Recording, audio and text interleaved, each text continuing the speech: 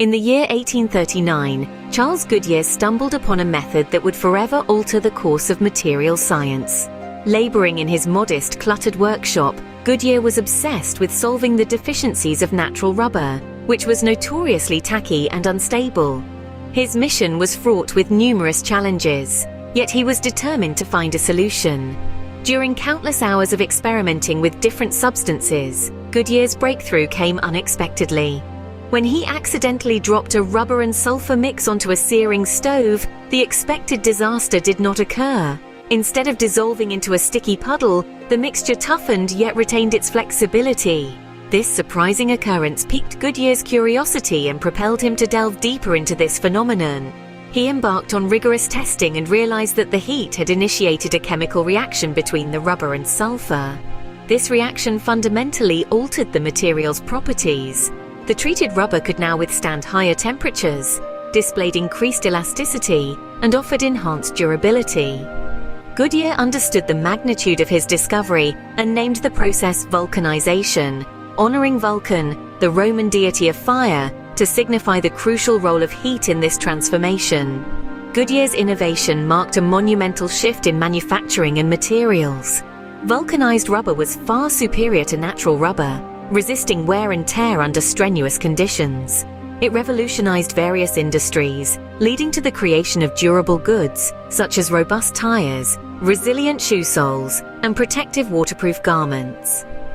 Furthermore, Goodyear's work laid the groundwork for the expansive field of polymer science and the subsequent exploration of synthetic materials.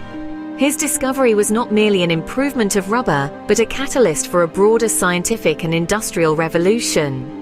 This pivotal discovery didn't just enhance rubber, it set the stage for a revolution in the development of synthetic. The year 1907 marked another cornerstone in material science, with Belgian chemist Leo Baekeland's creation of Bakelite.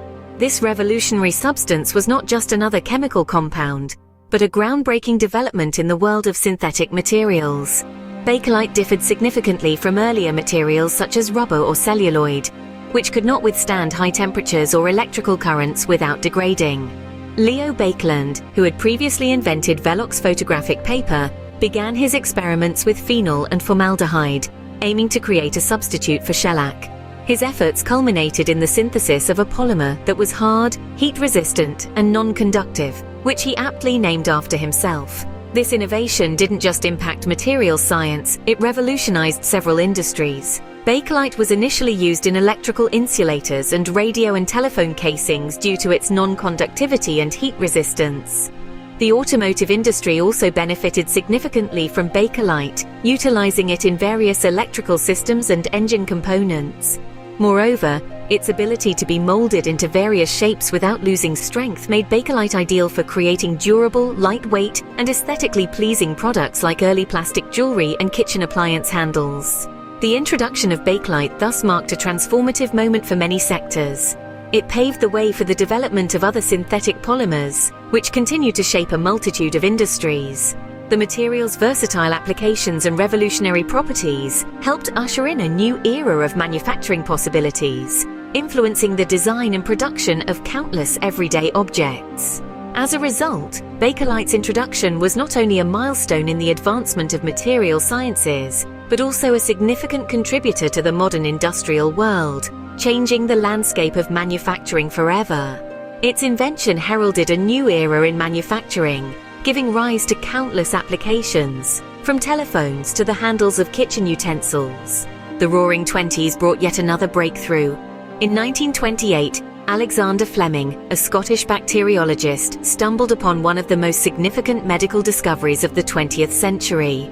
While researching Staphylococcus bacteria at St. Mary's Hospital in London, Fleming noticed something unusual in one of his petri dishes. A mold, later identified as Penicillium notatum, had contaminated the dish and was killing the surrounding bacteria. Intrigued by this accidental finding, Fleming began experimenting further and realized that this mold secreted a substance capable of destroying a wide array of bacteria.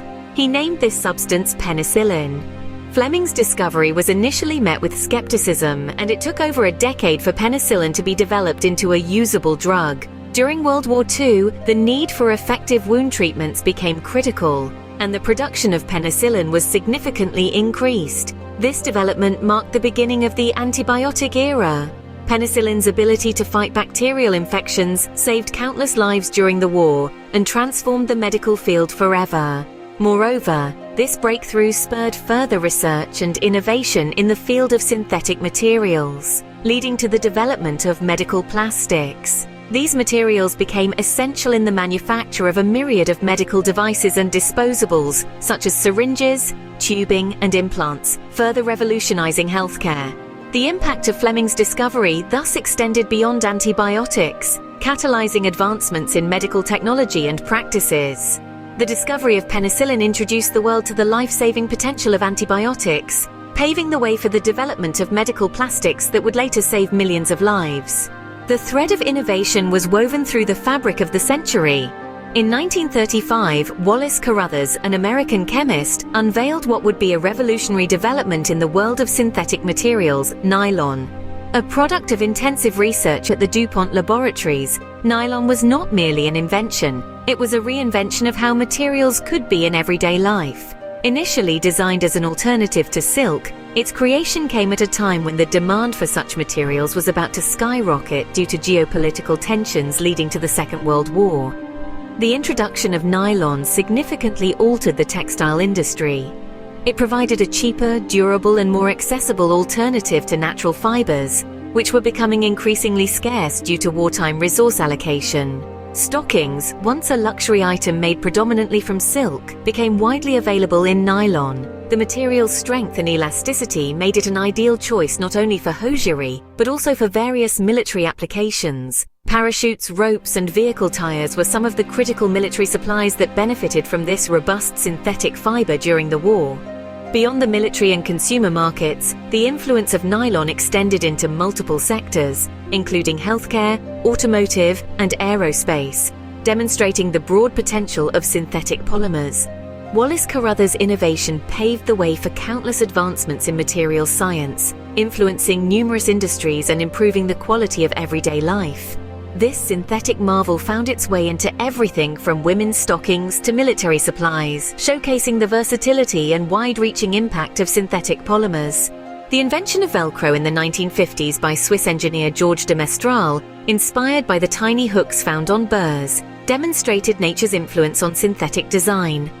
The story behind Velcro's creation began during a hunting trip in the Alps, where de Mestral was intrigued by the burrs that consistently clung to his clothes and his dog's fur.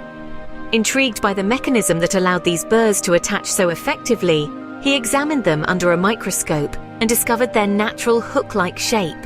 This observation sparked the idea to create a unique two-sided fastener, side with stiff hooks like the burrs, and the other with soft loops that would bind when pressed together and easily separate when pulled apart.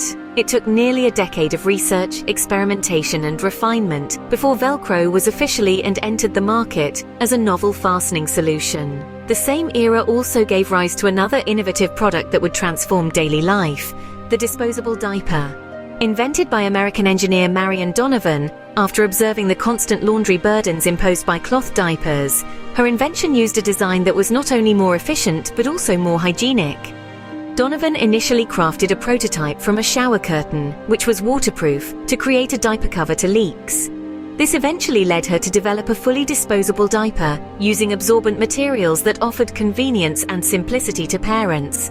This period also saw the introduction of the first disposable diaper by American engineer Marion Donovan, marking a significant shift in consumer goods and everyday convenience. As we reflect on these monumental advancements, it becomes clear that the journey of synthetic materials is deeply intertwined with the narrative of modern civilization.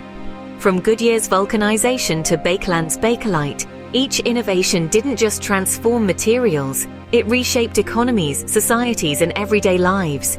Today, as we stand on the shoulders of these giants of material science, we inherit not just their innovations but also their legacy of responsibility. The challenge now is to balance our relentless pursuit of progress with the equally pressing need to sustain our planet's health and resources. The story of synthetic materials is far from over, and the next chapter, penned by our actions today, promises to be as transformative as the ones that preceded it. The future beckons with possibilities as limitless as our commitment to stewardship and innovation.